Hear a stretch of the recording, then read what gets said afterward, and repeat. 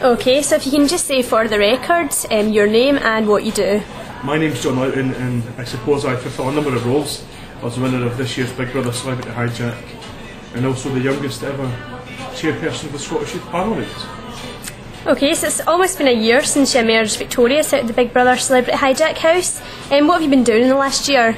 It's been absolutely crazy actually, since coming out, from everything from working with the First Minister, meeting the Queen, performing and doing things in front of audiences of thousands of people. It's been a real whirlwind. Lots of really exciting stuff going on.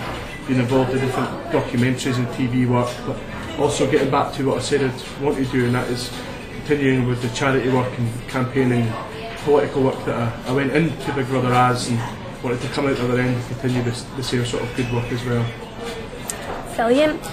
Okay, and as it's St Andrew's weekend at the moment, I'm just wanting to get to the controversial issue of independence in Scotland. What's your stance on this issue? Well, I actually sit as a member of the Commission on Scottish Devolution, which was commissioned by the UK Government and indeed supported by the Scottish Parliament to review how successful devolution has been in the 10 years of its existence. So I've been quite involved with this, and I think that the Scottish Parliament has been a great asset to Scotland. It's offered us an opportunity to come up with Scottish solutions to Scottish problems.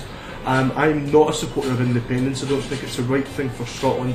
I don't think it's the right thing for the people of Scotland, and it's certainly not the right time. But I think that devolution served us well, and I'd like to see that further strengthened and look at how the political situation, the political setup ultimately serves everyone within Scotland to its best. Have you been treating you differently in the political world since Big Brother?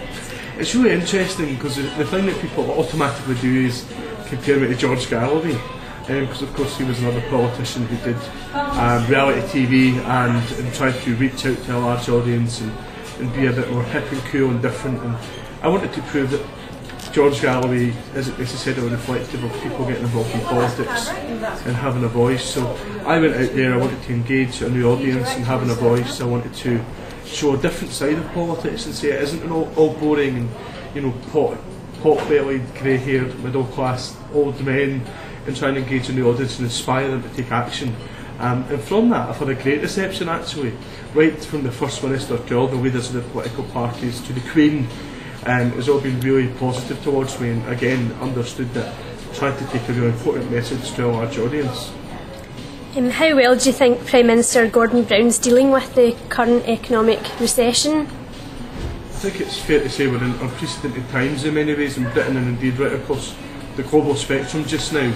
And I'm not part of political at all, and I think that actually Prime Minister Gordon Brown has excelled, and it's absolutely fair to say he has led the way not only within Britain and Scotland but right across the globe, and the way he engaged the banks, just administered a number of takeover bids, and really been quite politically brave to ensure that the economic future of our country isn't jeopardised unnecessarily, and that actually securing jobs, saving companies, and I think taking the right measures to ensure that we can come out as best we can from what is very difficult times for this country. And what do you think about recently elected American President Barack Obama? What do you think about his policies? Barack Obama, yes, we can. I think, put his policies aside for a second, I think let's take a look at what this man represents. He's young in the context of other presidents. He is something new, he's refreshing, he's different, and he's black. All things which are largely new for American politics, new for the president, and things that haven't been achieved before. And I think that inspiration and the way he represents change politically is really something to celebrate, and he certainly inspired me, and I look forward to seeing a new type of leadership in America. Do you think that Britain could ever have a black Prime Minister? I think that if America can elect a black president, then there's no reason why the UK can't elect a black Prime Minister. In many ways, Britain is more liberal and forward-thinking in their thinking, their approach to politicians and how we engage minority communities. So I think absolutely, why not?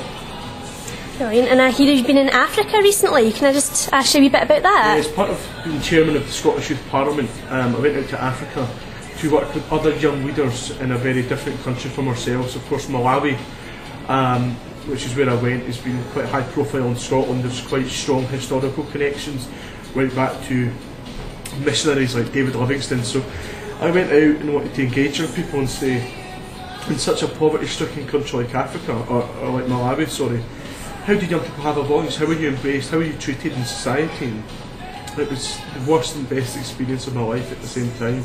You know, it opens up your eyes so much, and you're so grateful for what you have, but also it's an area of extreme poverty, and it's really difficult to take in sometimes as well.